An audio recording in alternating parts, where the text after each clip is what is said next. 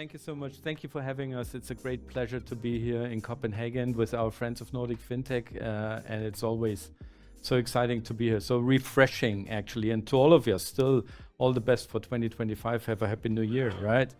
So let's get rid of this. Coming here today, now this is January 2025. For me personally, is something like a almost 15-year journey to stand here, speak for GFTN. What is GFTN? We will speak about it in a second. But it's a longer journey, and maybe this is also a good intro to explain you why I'm speaking for GFTN here and now today. I double-checked it. In April 2016, you had you hosted in Copenhagen, Money 2020. Some of you still at uni, some not. And it was then when I first met Swapnando Mohanty, who is our group GFTN CEO, and Swapnando Mohanty got connected with me via our ecosystem and said, listen, Matthias, you are the founder of Fidor Bank, and this explains my background. So I'm the founder of Fidor Bank, which was the kind of first fintech bank in Europe. We opened our digital doors in 2010, I think that was, right? 2010. So, and he said, you're the founder of the oldest fintech bank. Can't you help us to set up Singapore Fintech Festival? And Singapore Fintech Festival happened the first time in November 2016 in Singapore. And I, having this kind of weakness of saying no, said yes. Okay. And he said, okay, if you say yes now, next week we're going to meet in New York, actually, because we make an open, kind of an inauguration thing in New York with big names and so on. I said, let me first talk to my wife, making sure I'm not getting divorced in between landing in Munich, divorce, flying to New York. So, and I was in New York then, joining the team of, later team of Singapore Fintech Festival. And this is why I finally came from Copenhagen and end up to be in Copenhagen here and now. Isn't that funny? Closing the circle. So again, it's a great opportunity to be here and a big pleasure to me. So let us speak about GFTN. What is GFTN about? Make it easy. Global Finance Technology Network. So it is about global, and it is about network, which means together. And global means everywhere, not only in one country, not only in one region, not only in Singapore, not only in Europe, but everywhere.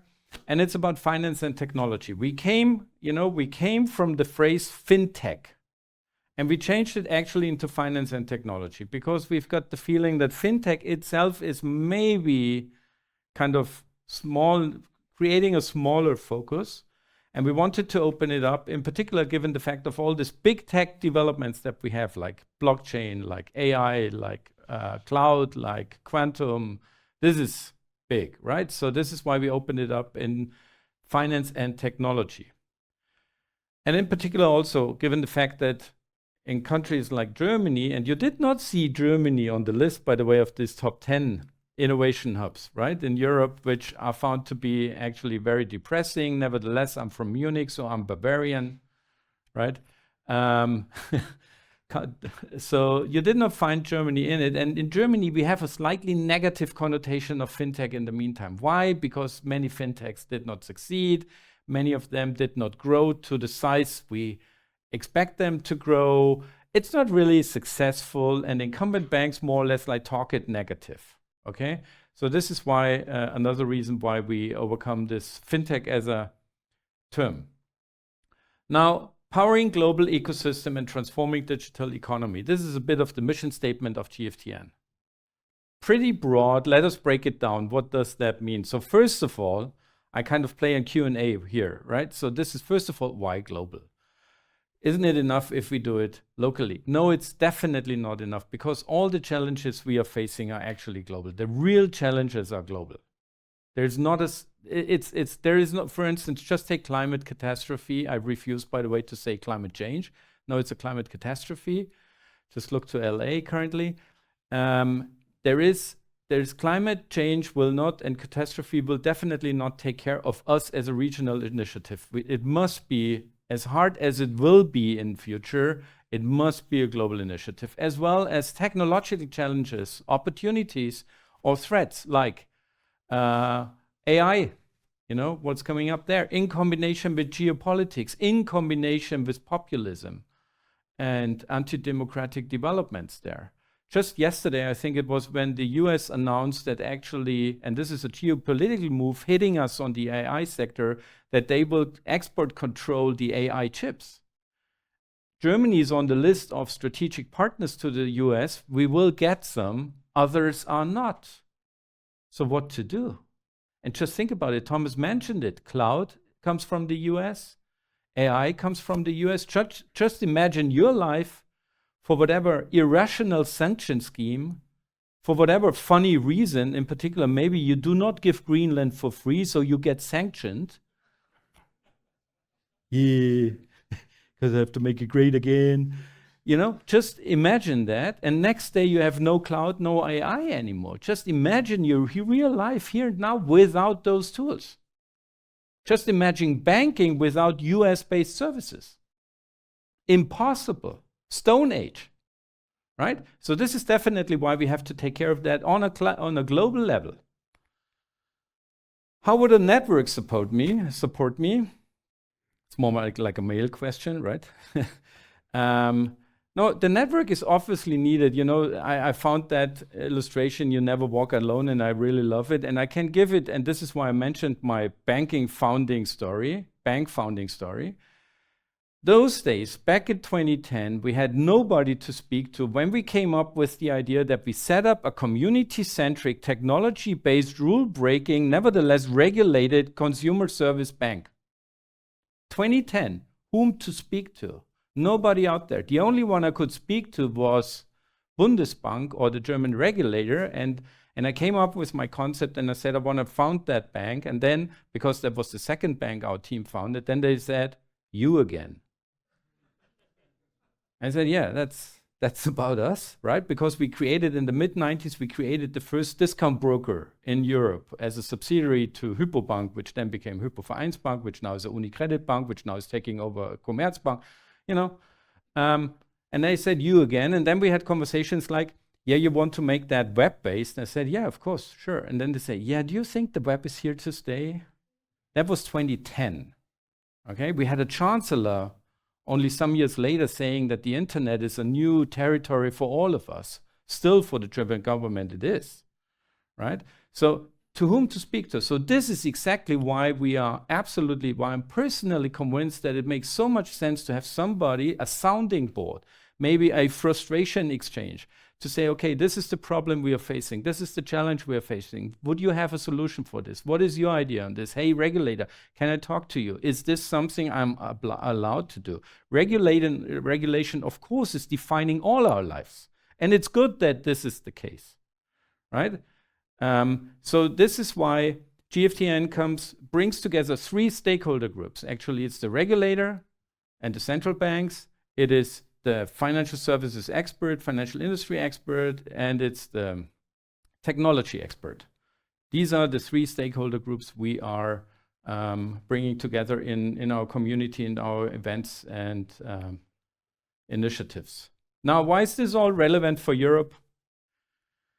That's a frequent discussion we have also with our Singaporean friends. Whenever, GFTN is operating, you have to see GFTN is operating in more or less like all regions of this planet. We are now in March having actually our Japan FinTech Week in Tokyo.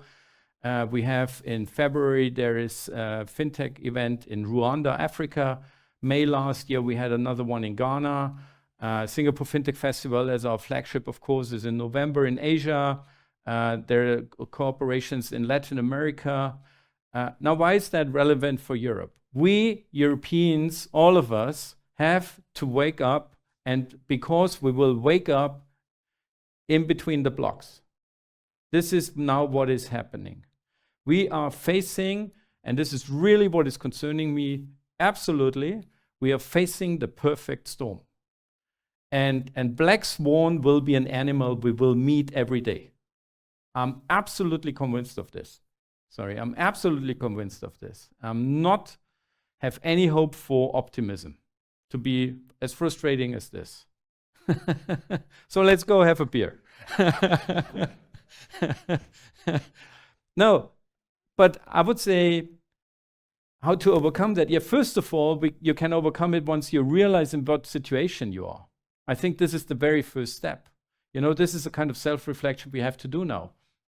And again, as mentioned, these are, you can see, and willingly, the same points like in the global threats. These are now hitting us left, right, and center. And I added 1 point, social media, for the very last week developments. I find social media developments to be extremely frightening because they will hit us in the heart of our democratic understanding. They will deliver us as the victim to populism on the silver tablet. And this is exactly what we have to kind of understand. As said, no technical solution without US supply. There is no German or European or Danish digital public infrastructure as we would need it to be self-sustainable. And this is what is really, really scaring me. And definitely one of the mission statements for this year, not only, hopefully, maybe only this year, is that we create this sense of urgency into all our communities and say, listen, we have to wake up on this. Not only let us talk about it, let us act on it. So there are some examples, I'm sure we will share the slides then, but it's one of the European structural challenges, for instance, fragmented, and let me only speak about that, fragmented regulation. You know, whenever we, and Thomas mentioned unicorns. So what is the biggest challenge for a startup in Europe? It's gaining traction in a very much larger scale to compete with global peers. It is almost impossible for a European company to do this, in particular once you're regulated. Let us erase almost. It's absolutely impossible to do this. You cannot gain traction to compete with global peers in the same scale. Why? Because we are regulated country to country. Many good reasons for this, maybe some others not so much, but anyhow, you're regulated country to country. With Fidor Bank, we only could grow into Germany.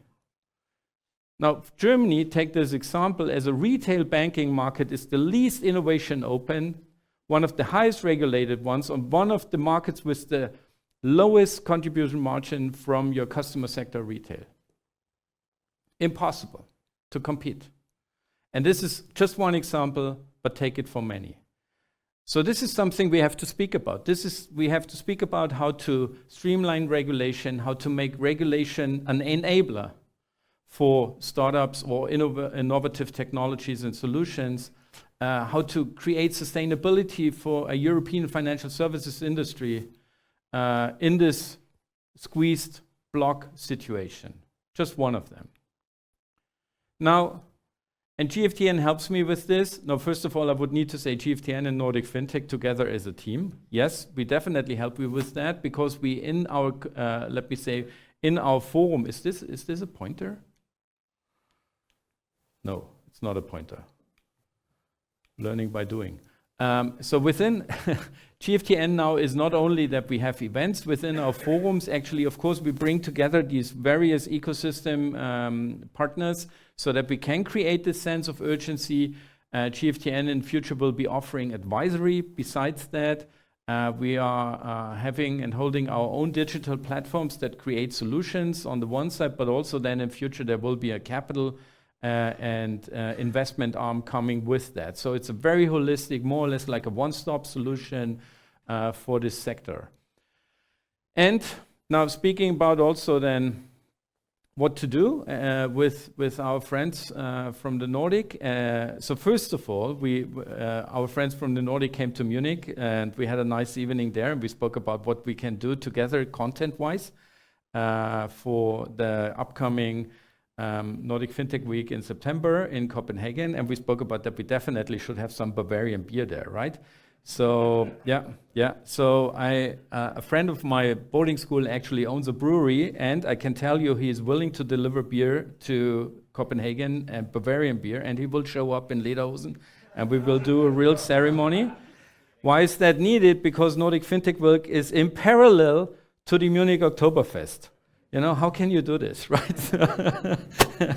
So, no, joking aside. Now, of course, you know, I would say our GFTN strength is very much that we focus on the regulatory, on the public sector content and part and speakers. This is definitely what we will try to deliver also to the Copenhagen week then. Besides that, we will clearly support our friends here to deliver as many as needed and requested international speakers.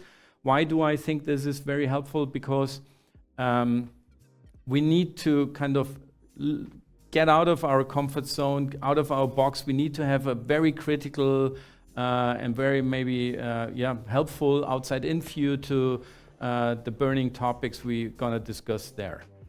And that's about it. So collaborating for a stronger and unified future, in particular in the very, very critical situation Europe now is after all this most recent geopolitical development. And I can tell you that we, GFTN, are absolutely committed to pay into this and support you in any means. Thank you so much.